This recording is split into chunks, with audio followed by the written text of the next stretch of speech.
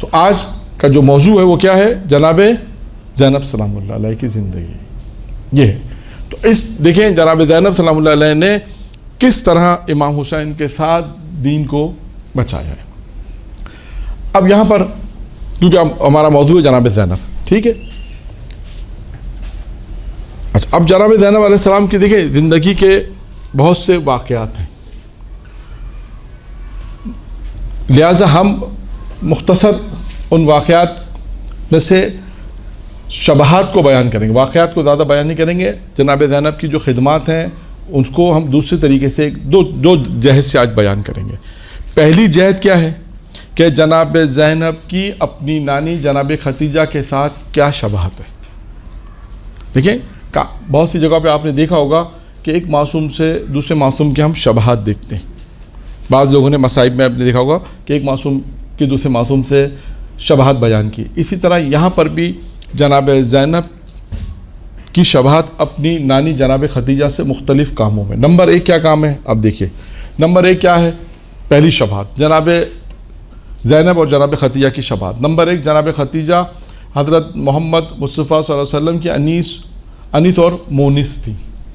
اسی طرح کہتے ہیں جناب زینب بھی نواس رسول امام حسین علیہ السلام کی غمخوار تھی، ان کے ساتھ ہر جگہ ان کے غم میں شریک تھی، ان کے ساتھ مونس تھی، محبت کرتی تھیں اور ان کے ساتھ جگہ جگہ پہ ان کے ساتھ تھی۔ جس طرح جناب ختیجہ رسول خدا کی ساتھ مونس تھیں، انیس و مونس تھی، اسی طرح کہتے ہیں جناب زینب امام حسین کے ساتھ انیس و مونس تھی، ان کے ساتھ ساتھ تھی۔ ایک شبہات۔ دوسری شبہات کیا ہے؟ حضرت ختیجہ مقام نبوت کو تسلی دیتی تھی، کہا تو حضرت زینب سلام اللہ بھی مقام امامت کو تسلی، مقام امامت حسینی کو تسلی دیتی تھی۔ یہاں بھی دوسری شبہات آ گئی۔ تیسری شبہات کیا ہے کہ جناب ختیجہ نے اسلام کی اشاعت اور بقا کے لیے اپنے تمام مال کو دے دیا۔ جناب ختیجہ نے کیا کیا؟ جناب ختیجہ نے اسلام کی اشاعت، اسلام کی بقا کے لیے اپنا تمام مال کو دے دیا۔ کہتے ہیں اسی طرح تو حضرت زینب نے بھی اسلام کی بقا کے لیے اپنا سب کچھ قربان کر دیا، حتیٰ کہ اسلام کی راہ میں چادر، گوشوارے اور اپنی اولاد کو بھی قربان کر دیا۔ دیکھیں یہاں تک جناب ختیجہ اور جناب زینب کی شبہات یہاں پہ بیان کی جا رہی ہے۔ جناب ختیجہ نے کس طرح اس وقت اوائل اسلام میں جب اسلام کو ان چیزوں کی ضرورت تھی کہ کوئی پیغمبر کو تسلی دے، کوئی پیغمبر کا ساتھ دے، کوئی پیغمبر کو اپنا مال دے، تبھی آپ دیکھیں کہ جناب ختیجہ کی شہادت کے بعد پیغمبر اسلام جناب ختیجہ کو بہت یاد کرتے تھے۔ کتنی شبہات ہو گئی اب تک؟ تین۔ چوتھی، جناب ختیجہ تمام مصائب و پریشانی میں پیغمبر اکرام کی شریک اور حصے دار تھیں۔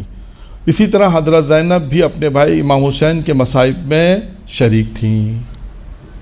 اگر ہم دیکھتے ہیں کہ تاریخ میں ہمیں نظر آتا ہے کہ پیغمبر اسلام کے ساتھ جو مسائل پیش آئے تو جناب ختیجہ ان کے ہمیشہ ساتھ تھیں۔ اسی طرح ہم دیکھتے ہیں کہ جناب امام حسین علیہ السلام کے ساتھ ان کی بہن بھی ان کے غم میں برابر کی شریک تھیں۔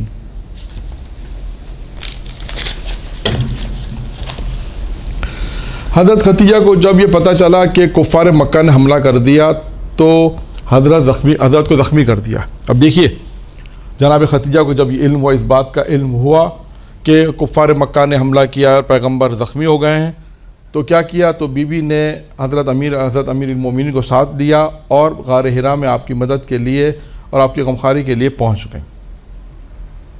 اسی طرح کہتے ہیں حضرت زینب بھی اپنے بھائی کے ساتھ ان کے غموں میں شامل تھیں، ان کے غمخواری کے لیے کئی بار قتل گاہ کی طرف گئیں۔ اب یہاں سے فرق بتانا چاہ رہے ہیں، جناب ختیجہ کا جانا غار حرا میں اور جناب زینب کا امام حسین کے لیے قتل گاہ میں جانے کا فرق بتا رہے ہیں۔ کیا فرق ہے؟ لیکن فرق یہ ہے کہ حضرت زینب کے پاس پانی نہیں تھا، پانی نہ تھا جو اپنی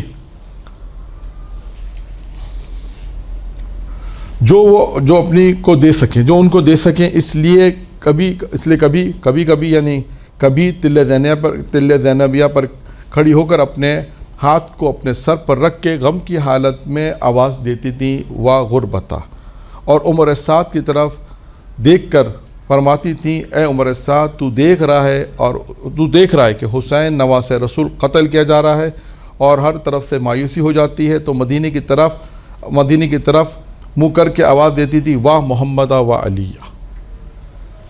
کیا آپ نے دیکھا کہ جناب ختیجہ کا پیغمبر اسلام میں غار حرا کے لیے مدد کے لیے جانا اور اسی طرح یعنی پکارنا. جب جناب ختیجہ کو اس بات کا علم ہوا کہ پیغمبر اسلام زخمی ہو گئے ہیں تو انہوں نے کیا کیا, فوراً امیر المومنین کو ساتھ لیا اور غار حرا پہنچ گئی جناب پیغمبر کی مدد کے لیے. اور اسی طرح اسی طرح جناب زینب کے لیے بھی ہے کہ جناب زینب کو جیسے ہی یہ مقتل گاہ میں کئی دفعہ کہتے ہیں مقتل گاہ کی طرف گئیں, اور لیکن فرق اتنا تھا, انہوں نے فرق بیان کر دیا کہ جناب زینب میں اور جناب ختیجہ سلام اللہ علیہ میں.